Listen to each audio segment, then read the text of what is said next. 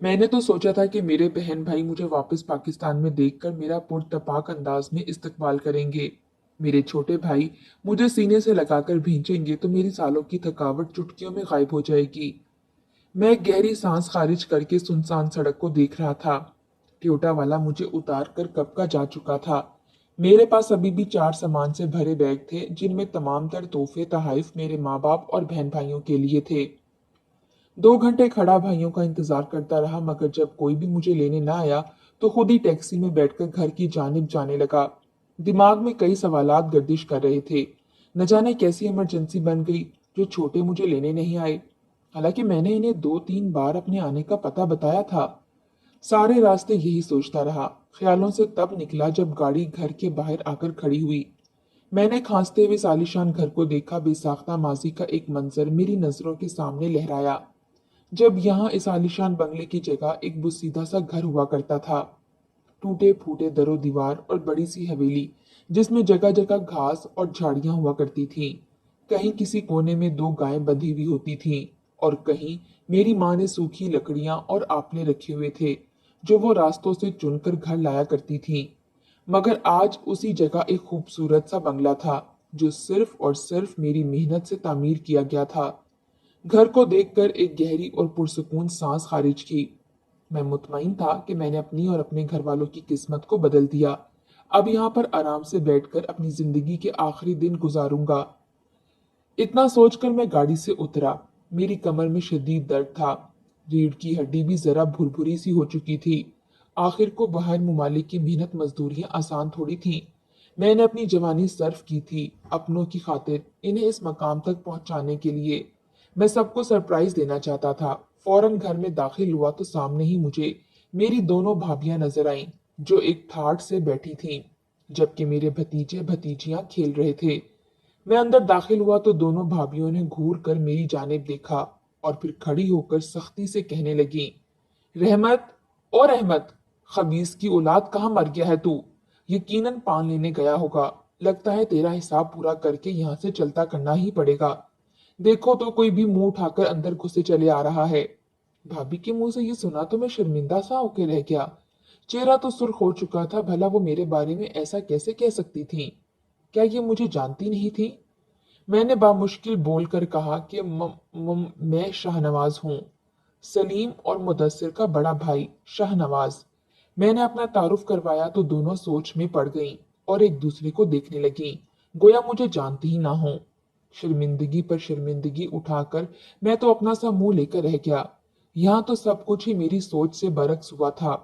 तभी एक लड़की कहने लगी, कहीं आप यूनान वाले भैया तो नहीं? मैं फौरन मुस्कुराकर बोला कि हाँ वही।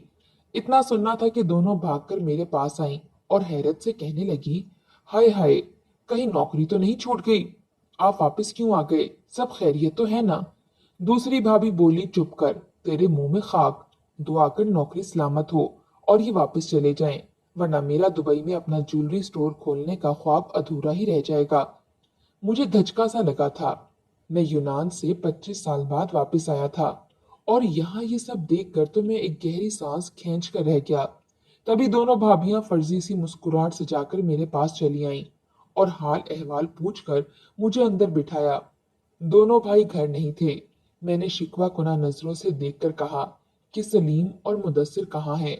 क्या इन्हें मेरी आमद की खबर नहीं थी? मैंने इनको बता रखा था, मुझे कोई लेने भी नहीं आया।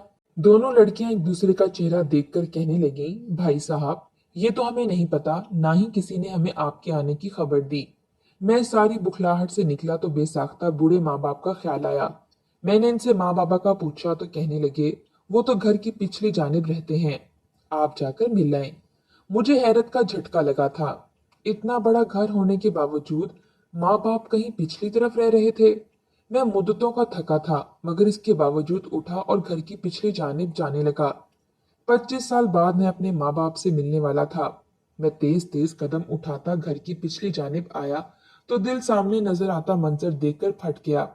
मैं कितनी ही देर गंग सा खड़ा वो मंजर देखता रहा था। मेरा दिमाग मऊफ हो चुका था। मैं धीरे धीरे कदम उठाता आगे बढ़ने लगा। घर के पिछले हिस्से का मंजर तो बिल्कुल किसी वीराने जैसा था। वहीं पर दीवार के साथ एक कोने में धूप पर लकड़ियां रखी हुई थीं। जिनको धूप में सुखाया जा रहा था।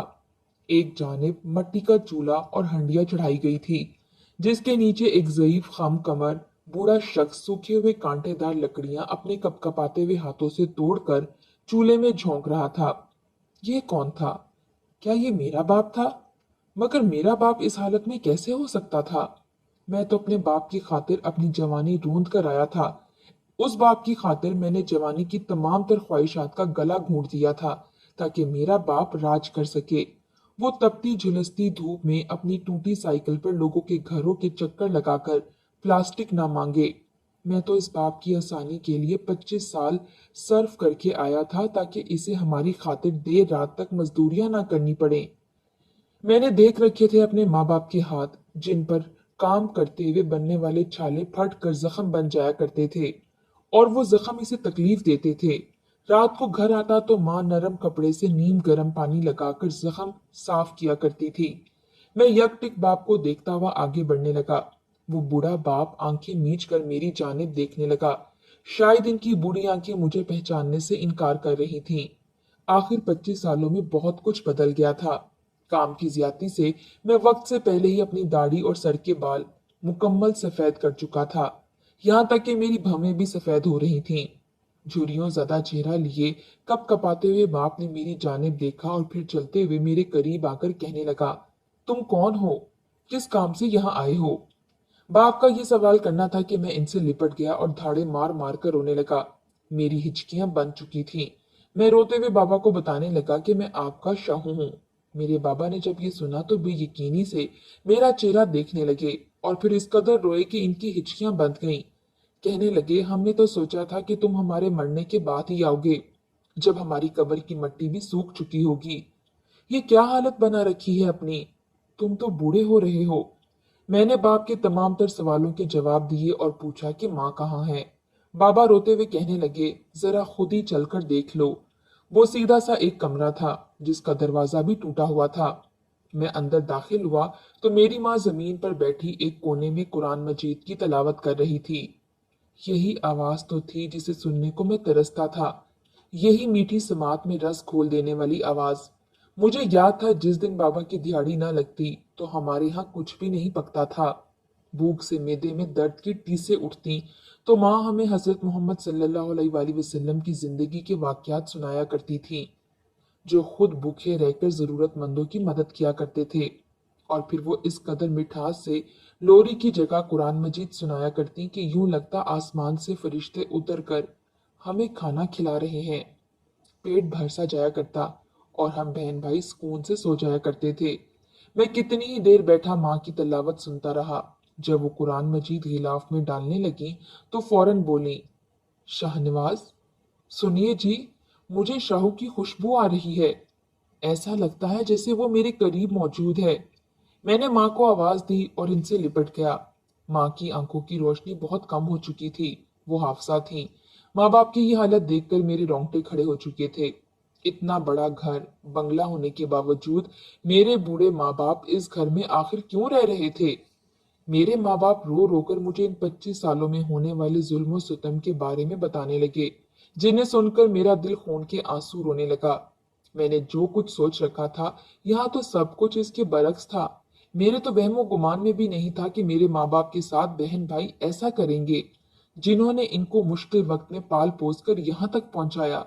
इनके साथ वो ये रवैया रखेंगे। कुछ देर बाद दोनों भाई अपनी बड़ी सी गाड़ियों में घर दाखिल हुए। मैं फौरन उठकर बाहर आया तो मुझे बंगले के पिछले हिस्से से आता देखकर दोनों ठटके। फिर चेहरे का तासुर बदलकर मेरे करीब आए और मुझे सीने से लगा लिया। छोटा भाई कहने लगा, माफ कीजिएगा, मैं भूल गया, वरना आपको लेने जरूर आता। मेरे सख्त तासुर देखकर दोनों नजरें चुरा रहे थे। मैंने सर झटक कर सबसे पहला सवाल ही इनसे यही किया कि अम्मी और बाबा को इस बंगले की बजाय घर के पिछले हिस्से में क्यों रखा है। मेरा लहजा और तासुर सख्त हो चुके थे।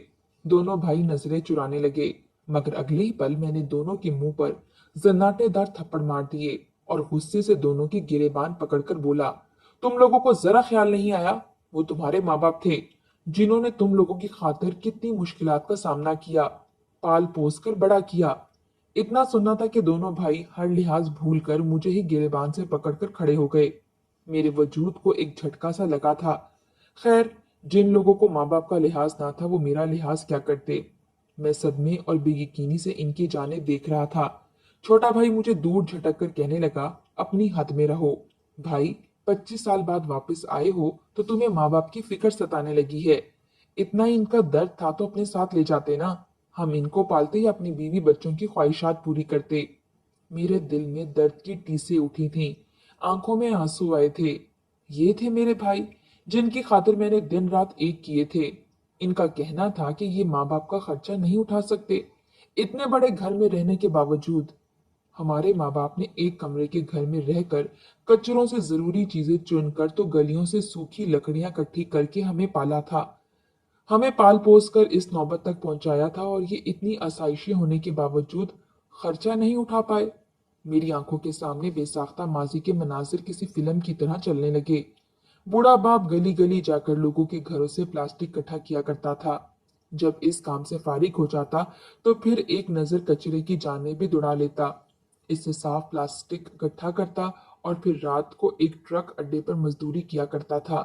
रात को थका हारा घर आता तो हमारे सारे बहन भाई माँ समेत इन्हीं की राह देख रहे होते कि शायद आज बाबा ने इतना कमा लिया हो कि हम कुछ खाने के लिए ला सकें।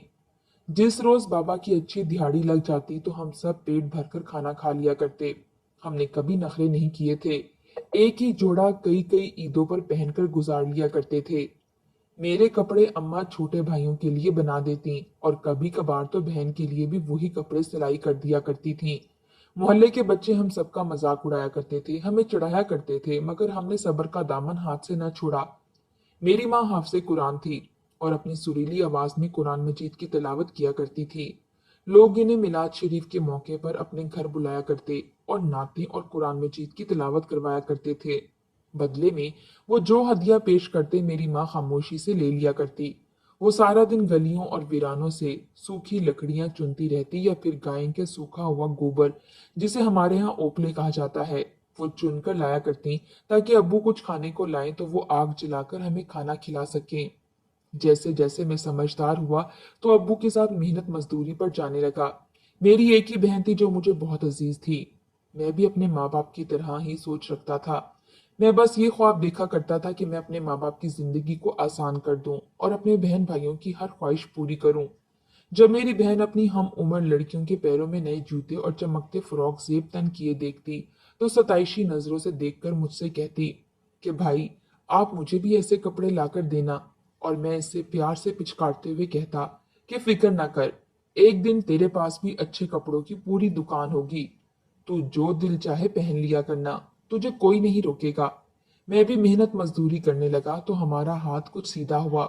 मगर कुछ दिनों में महंगाई ने सर उठाना शुरू कर दिया और हमारे लिए मेहनत मजदूरी से कमाई के पैसे भी कम पड़ने लगे। घर में फाकों की नौबत तक आने लगी। खाना इतना ही बन पाता जो हम चंद लोगों को ही पूरा हो पाता। कभी कभार मैं और माँ बाप भूखे ही रह जाते और छोटे बहन भाइयों को पेट भरकर खाना खाने देते।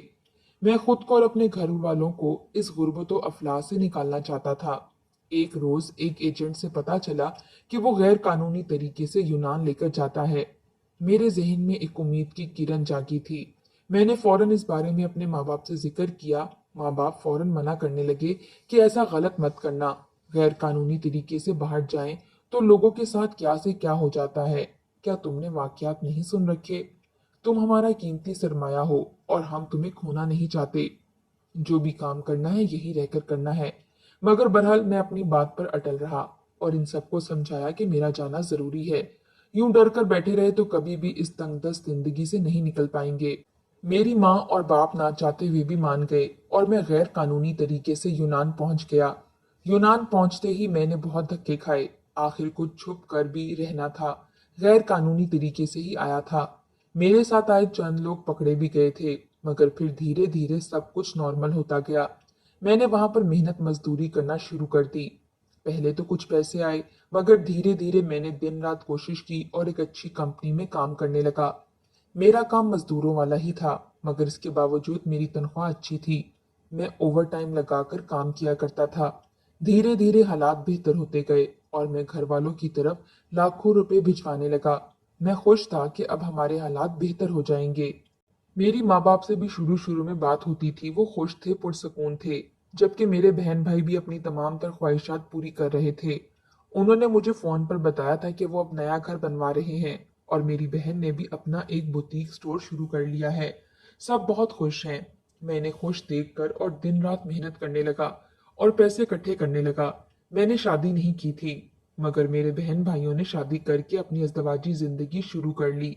पहले पहल तो वो मुझसे रोजाना बात करते थे, मगर जैसे जैसे मैंने इन सबको कारोबार शुरू करके दिया तो वो सभी अपने कामों में मगन हो गए। मैं भी इनकी मसरूफियत को समझता था, इसलिए ज्यादा तंग ना किया। मगर फिर इनसे राब्ता इस कदर कम हो गया कि अब तो वो मुझे मेरे माँ बाप से भी बात ना करवाते थे। जब भी कॉल करता 1 से 2 मिनट की बात के बाद फौरन कॉल काट दिया करते थे। इनकी अपनी कई कोठियां और बंगले थे। वो जिस शहर में जाते वहीं पर अपनी रिहाइश बना चुके थे। काम ज्यादा करने की वजह से मैं वक्त से पहले ही बूढ़ा होने लगा था। मेरी कमर में शदीद दर्द होने लगा। काम की ज्यादती की वजह से रीढ़ की हड्डी कमजोर होने लगी। डॉक्टरों ने मुझे मुकम्मल रेस्ट का बताया, मगर इसके बावजूद मैंने 5 साल मजीद लगाकर अपने 25 साल मुकम्मल कर लिए। जब तकलीफ हद से बढ़ गई तो मुझसे ज्यादा मजीद काम करना मुश्किल हो गया।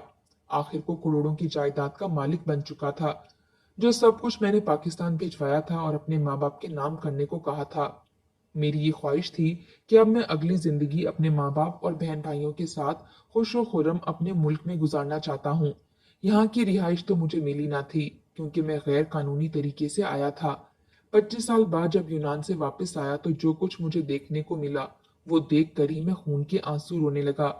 मैंने एक गहरी सांस खारिज की और जमीन से उठकर भाइयों को देखा और फिर गुस्से से बोला कि ये सारी दौलत शोहरत मेरी दी हुई है, जिसके असल हकदार मेरे माँ बाप हैं। लिहाजा बेहतर है कि ये जायदाद और पैसे तुम लोग वालदेन के नाम कर दो। मगर वो तो सिरे से ही उखड़े हुए थे। गुस्से से कहने लगे, ये सब हमारी मेहनत का नतीजा है। अब आ गए हो तो ले जाओ अपने माँ बाप को अपने साथ इस घर से। वैसे भी इस जगह को तुड़वाकर हम बच्चों के लिए झूले लगवाने वाले हैं। मैं तो मारे सदमे के इनको देखते जा रहा था। कैसे भाई थे मेरे, जिन्होंने मुझे ये सिला दिया था।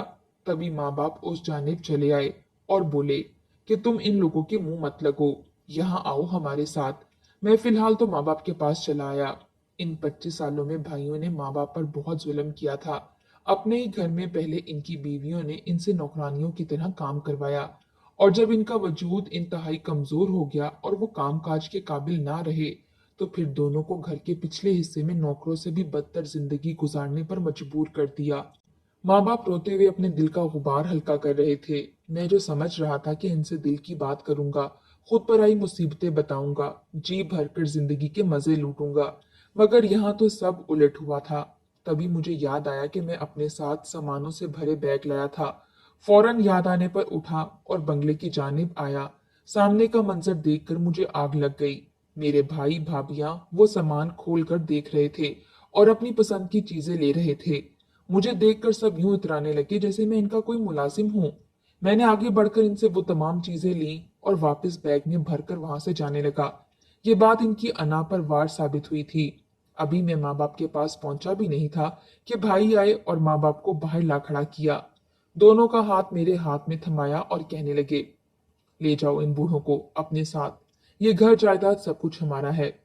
तुम तब तक हमारे लिए अच्छे थे जब तक नोट की गत्थी भेजते रहे। अब तुम्हारा कोई फायदा नहीं, इसलिए चले जाओ। माँ रोने लगी थी। आज तो आखिरी साया भी इनके सर से छीन चुका था। भले ही मेरे पास अभी भी करोड़ों रुपए पड़े थे, मगर भाई की बेवफाई मेरा सांस रोक रही थी। मैंने एक आह हवा की नजर की और खामोशी से माँ बाप का हाथ पकड़े घर से बाहर निकल आया। अभी कदम घर से बाहर आए ही थे कि मेरी माँ फूट फूट कर रोने लगी और बोली कि माँ तो माँ होती है। इनकी इतनी सख्ती के बावजूद मैंने हमेशा इन्हें दुआ ही दी थी, मगर आज इस घर में हमारे लिए कदम रखने की भी जगह ना रही। वो घर कभी आबाद नहीं रह सकता जहां माँ बाप की कदर ना हो, जिस घर से बूढ़े माँ बाप को रुलाकर निकाल दिया जाए। मेरी माँ ने एक ठंडी सांस खारिज की। माँ की दुआ के साथ बद्दुआ भी आसमान को हिला देती है। अभी 5 मिनट ही गुजरे थे कि जमीन कांपने लगी। मैं माँ बाप को संभाले एक तरफ हो गया। सड़क पर दरार पड़ने लगी और तभी एक साथ कई धमाकों की आवाजें आईं। पीछे पलटकर देखा तो आलीशान बंगला जमीन बोस हो चुका था। सब कुछ तबाह बर्बाद हो चुका था। मैंने फौरन रेस्क्यू टीम बुलवाई। मलबा हटाने में कई दिन लगे, मगर मेरे भाइयों की बीवियां बच्चे मर चुके थे। दोनों भाई बचे थे जो टांगों से माजूर हो चुके थे, मगर हमारी नेकी बस इनको अस्पताल तक पहुंचाने तक की थी। हम दूसरे शहर आए और एक आलीशान घर बनवाकर रहने लगे। माँ बाप की ख्वाहिश थी कि हज व उम्रा करना है। इनकी आखिरी ख्वाहिश भी पूरी करवाई, मगर इनका और मेरा साथ सिर्फ 2 साल तक रहा। एक रात बाबा की वफात हुई तो माँ भी दुनिया से चल बसी। मैं एक बार फिर तन्हा रह गया।